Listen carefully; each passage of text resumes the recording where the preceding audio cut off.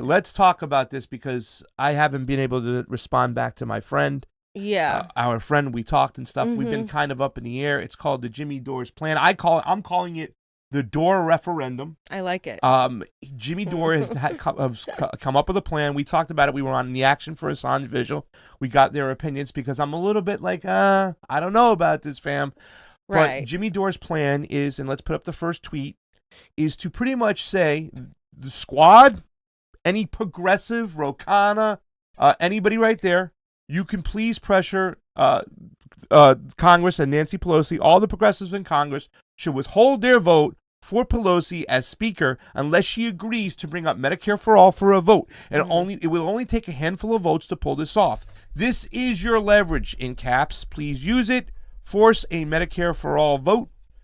Fam, he was talking to Barbara Lee. What do you think? So they're not going to do it. And I know Jimmy has said multiple times, like, I don't necessarily think they're going to do it. But he is doing the right strategic move by exposing them. Like, hey, progressives, you should be doing this.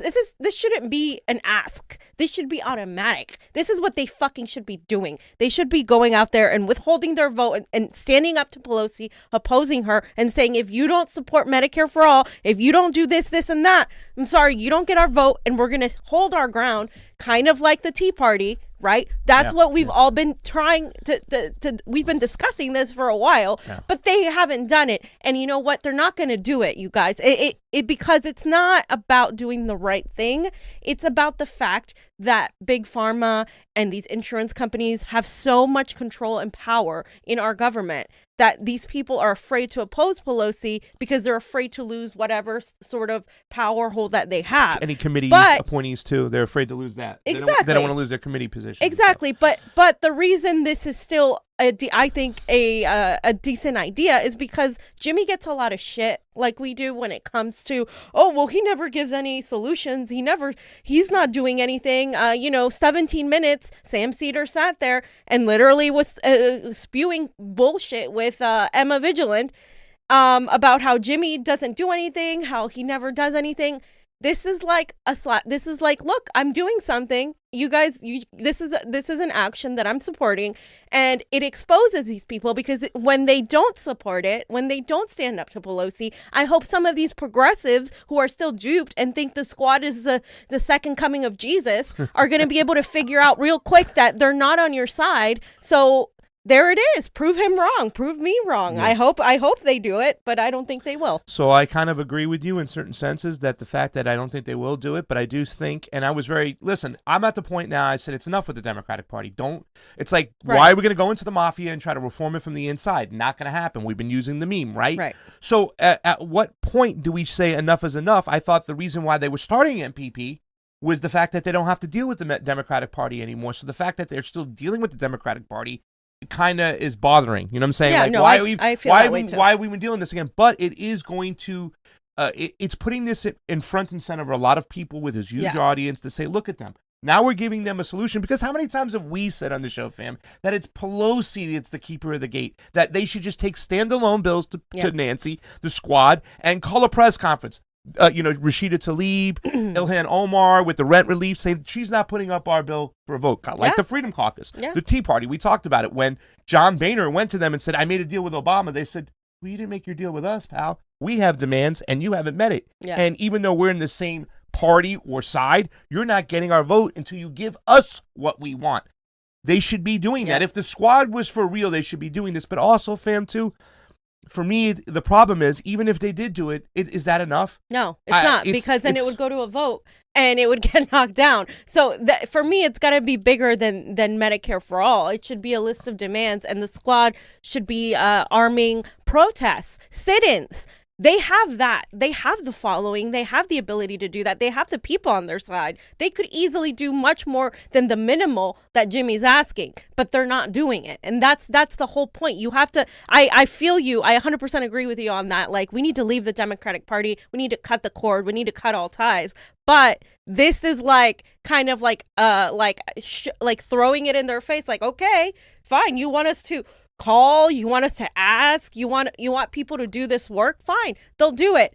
but you'll see what happens. Absolutely nothing. They're going to find a way to knock this shit down because they don't want to do it, you guys. And so all of this proves is, hey, we've tried everything now. I'm sorry, that's it. We're done. Yeah, I still think there's a real big ideological difference with the squad and progressives out there. It was kind of funny, the show you did, you guys talked about this. So, you know, it's not just Medicare for all is not the only answer. But don't get me wrong. Listen, when I went to urgent care the other day, they wouldn't give me a COVID test because I didn't have insurance. Yeah. So I'm not going to sit there and say that Medicare is not important, but it's not the only thing. And the way we phrase it and sell it is important. You know what I'm saying? Because I think you would probably disagree with me right now is that I'm not, and I hate insurance. I've been paying insurance my whole life on my car. I just looked at I was like, where'd my $200 go? It went to my insurance because I got full insurance on my car, and I hated it, been paying it for so long, and barely have had a fender bender. But it's still, I don't want to take away people's right to buy insurance if they want it. But you have talked about we have to see, you're different. But see, I mean,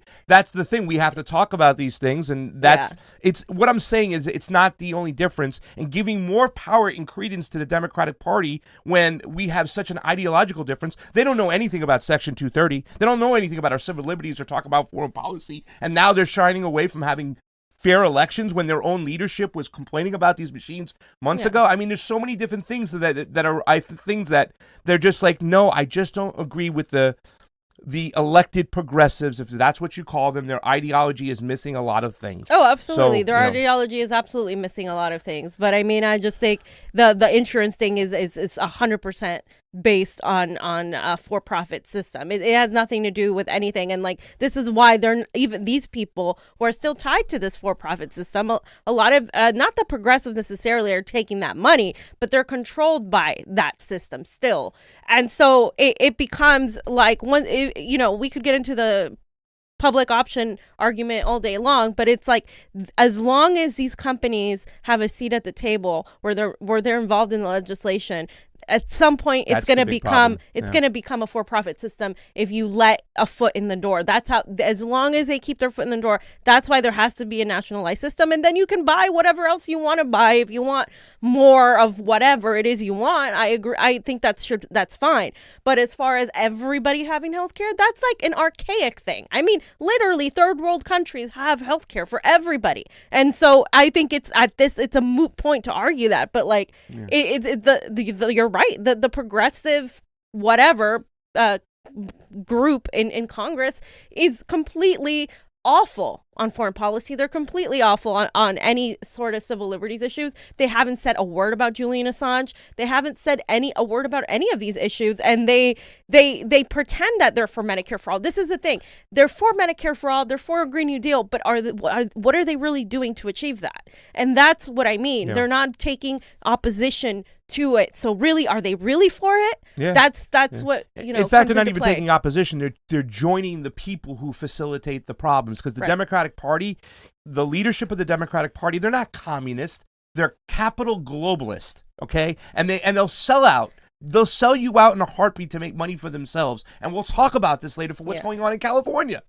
Right? They'll sell you out to make a dime, and they act like they're fighting for the little guy. And yet they're the ones who have facilitated all these huge problems when it comes to homelessness and bad health care and shitty jobs and these lockdowns. I mean, they're awful, the leadership.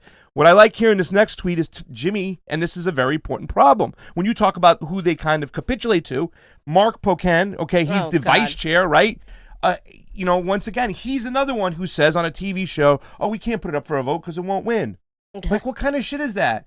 No, if you're a progressive, you should be holding the line. First of all, I don't even know who Representative Mark Pocan is. He was Bernie chair. Bernie, I think he was a co-chair at some point. He's not liked by my friends in Wisconsin. He's a fraud. He canceled a Palestinian event at the last minute because he didn't want to get the backlash from all these Zionist groups. Yeah, he's not a progressive. He parades himself as one, but he's not. Jimmy Dore says, revealing that Mark Pocan's voicemail was down over the weekend because so many calls urging him to withhold his vote for Pelosi as speaker until she agreed to hold a vote on Medicare for all. He's ignoring all those calls and instead gaslighting you with this healthcare news. I mean, because they do. They act like, oh, it's a right. You should get healthcare. Right. Blah, blah, and then they're blah. like, no, we're not. And then they turn around. They stab you in the back every single chance you got. Now, Ranya's into it. Rania Kalik put it up there. I just wanted to assure some people who are out there. Great push from Jimmy Dore, laying out how progressives in Congress can force a vote on Medicare for all. Do they have the spine to do it? Fam, I think you already answered. Yeah, no, they don't. No, they don't have the spine to do it and stuff. But they also, once again, because ideologically, and this is with a lot of our progressive friends. I'm going to say friends right now because we're at battle with them. I mean, they're amazing people. The progressives that we know, the progressives that we got started with here in California are the ones who work the food banks, get people showers. They are the real activists doing the works in the streets. I love these people left and right. We just got a call. Somebody's going to send us groceries and all that stuff for people who have COVID. I mean, these people are amazing. But we know these people, fam, too, when it comes to policy and it comes to reaching across the aisle. They've been duped to say, no, don't talk to those Nazis. And they don't even pay attention to the policies that are very nuanced and go deep and really dictate what we can and cannot do as far as our lawmakers are concerned. So right, no, I mean, yeah, I mean, it's just they don't know what we know because this is our job to know all these things, and that's part of it too. What sometimes when you're on the ground doing all the activism, you don't really necessarily know what's going on behind the scenes, and that's it's difficult. We all have the things we do that we're really good at. So yeah, I don't blame some people, but there's a little bit of like, not everybody that disagrees with you is a Nazi. Are there real Nazis? Yes, but not everybody that disagrees with you is automatically one, and we should stop just throwing that word around because it diminishes when it really is somebody. Because the majority of people are not. And I mean, there's a lot of people that have disagreements with you and stuff like that. It might even seem like they're being mentally, or I don't want to say mentally, but they're being somewhat racist in nature and stuff with the whole wall and all that stuff. And I mean, that is like an anti-immigrant stance. I do. But there are a lot of people who live on the border of Texas. We know what's going on in Juarez and all that shit. I mean, I think it's just a complicated situation. But I always say, well, why don't we just go back to the roots? Yeah, well, the roots of the problems. Right. Once again, we're supplying all the guns that kill people in Juarez. We have the gun club loophole where they can go and walk out, buy a gun, rifles, sell it to a Mexican cartel guy in the parking lot for 5 times the money. You need that money to pay. You know what I'm saying? They made a movie about that, The Mule, I think, with Clint Eastwood, who was selling weapons because he needed the money to feed his family with his illnesses and stuff. So they do those things. Then the murder rate in Juarez is like 3 times the rate of what it is in Afghanistan and stuff. So we don't ever identify the problems. And we always talk about when it comes to immigration, it's like, okay, well, let's stop with our imperialistic ways and we won't send so many people here because we wouldn't tear their country apart so we can resource extract bananas or whatever the frig, or from Bolivia if we're stealing lithium. So, we always go to the root of the problem. So, I mean, I think these conversations are nuanced, but even if it does appear to be racist, fam, I think we still got to get in there and have conversations with these people. I mean, if you have a chance to go on Fox and talk about why, Tucker Carlson is wrong, then do that. Like, or talk about why, the idea that Biden and Harris are communists is so far from true. They have more in common with the right than they have in common with any communists. So, like, it's these ideas that need to be talked about, and we can't talk about them and change minds if we don't talk to people who we disagree with. And that's the thing. The people who are nuanced about that will complain about the money ties with Seneca, with Seneca Partners and all this other things where, the Bidens have interest in money involved in China and stuff like that. But that doesn't make them a communist. So, I mean, we need to have these conversations and stuff across the board. They're a lot more nuanced than they are. And I think that you did point out a great point. When you spend so much time in the streets and doing all this work, it's hard to dive into this stuff. I mean, we spend so much time going down rabbit hole after rabbit hole after rabbit hole that we've been armed with information where, we're not out there most of our time consumed. Because I know some of these people work 12, 14-hour days, giving people groceries, making people sure have showers. These people. We know who these people are. Mm-hmm. So it's hard to belittle them for their political decisions, but it's concerning the fact that they get duped by the establishment to go for a certain narrative. Sorry for wasting so much time. Marianne Williamson, hugely important from Jimmy Dore. Watch and spread this around. We need Speaker Pelosi to put Jayapal Medicare for All bill up for a vote, and there's a way to make it happen. She points it out. So some people have got into the act. The thing with Marianne Williamson is she's like hit or miss, like mostly misses lately when it comes to pushing Joe Biden, when it comes to these things. Like, you know, she was great on the debate stage when she was talking about immigration connecting to foreign policy. But like when it comes to a lot of like she's still at the end of the day a rich woman who is in politics. So I take what she says with a grain of salt, you know, like I go back and forth with her. Well, my questions here for this topic are, what would this accomplish or what will this retract from if it actually happens? In other words, let's say the squad does do this and they force Nancy Pelosi to put up a vote and it gets shot down like we think it will, right?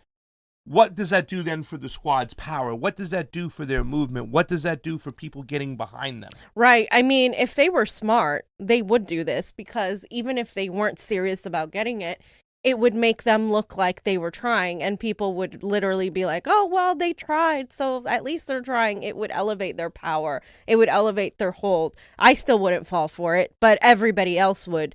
And they would be like, okay, yay, the squad is at least trying, and it would actually help them. Exactly. With the progressive movement. It'd be a great PR stunt. It would be a great PR stunt. Yeah, that's how PR works. You pretend that you're for something, and then you really don't. Behind the scenes, you're not really pushing for it. And the Democratic establishment is really great when it comes to PR stunts. I mean, this is what they do. They live for PR stunts. So I'm actually, I would actually be stupid of them not to do it, right? Yeah, I'm kind of glad that they're not going to do it and stuff. And that's the next thing. What will this accomplish, or what will this attract from if it doesn't happen at all? And they just go ahead and they endorse Mama Bear, and she becomes the speaker again. And what does that mean for the squad right then? I mean, that's the whole beauty of Jimmy kind of pointing this out, because I don't think Jimmy thinks this is going to happen. No, I haven't discussed this with him, but I think he knows he's going to put it in front of all right, people, look, we just gave you a solution.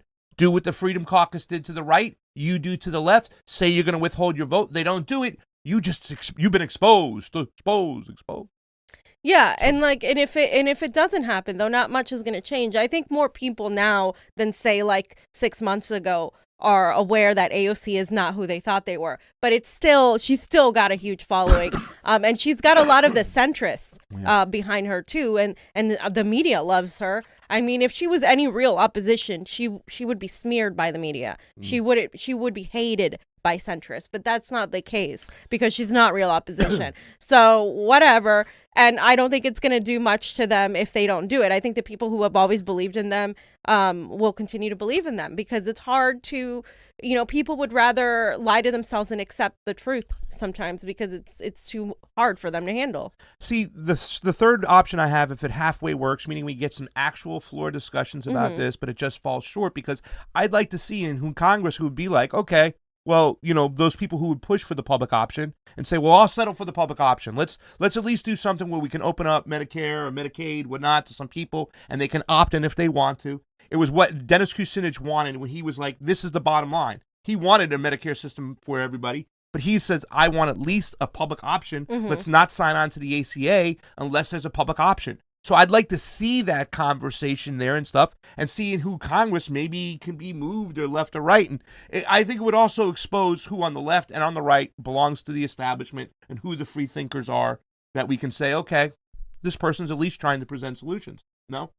I mean, I'm 100% against the public option. So for me, it would, I personally would be like, yeah, fuck that. Because again, it would be a setup to fail system, because you would still have those people writing legislation, and it would eventually, they would say, oh, it's too expensive to have a public option. Let's go back to what we had. That's like the whole ploy with the public option plan. So, I mean, if people would be willing to do that, I think some people would vote for it. I think like some of the more moderate Democrats and Republicans would vote for it. But what if they came up with a public option plan, but they kept Big Pharma out of the room?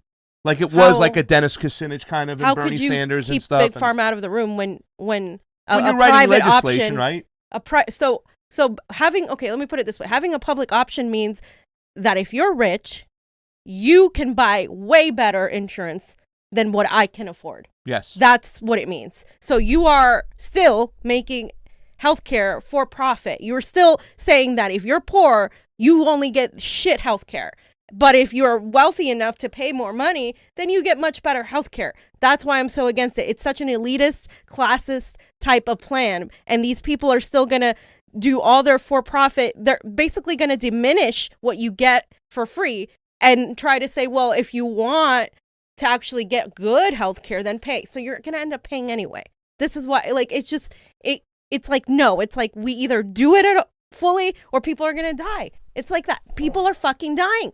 People are fucking dying. You couldn't get a fucking test because you don't have insurance. I mean, to me, that is absolutely ridiculous. There should be absolutely no place for these people to have a seat at the table. But I mean, even that they won't do. That's the thing. I know that's what you're saying. Even that they won't fucking do it. Yeah. I mean, I'm very curious to see, because I remember Dennis Kucinich wanted to push for the public option. He says, if I'm going to make when was that? This was when the ACA was coming around. Remember that? Yeah, like 2000. Yeah. Obama had it. 2004. Oh, 2004. 2008. Yeah, Obama wasn't in office in 2004. It was when Obama got in office. It was a big thing. He had to take up Dennis Kucinich and Air Force One, fly him around, and he still refused to whatever and stuff. That's more discussion for another day. Jonny, your thoughts on this whole situation? What would you like to see? What do you think about Jimmy's plan, and where do you stand on everything? Well, he's just asking for a vote. Yeah. Well, one, the squad's not going to do it. They're not going to do it. And then two, even if they put it on the floor for a vote, it's not going to pass. With this, But then I guess you get to see who doesn't vote for it. So then that's why. I know some people in the chat have been saying that it's just to put people on record, is what Jimmy said. Yeah, it is. It's to put these progressives on record, to show that they're really not that progressive. And that's why I think that's the beauty of it. Like, if they don't do it, their ass is on record for not really pushing for this, And if they do it, and then you see who votes for it and who doesn't, then their ass is also on record. So, I mean, even though I don't think they're going to do it, I think it's a good way to show how spineless these people are, including some members of the beloved squad. So yeah.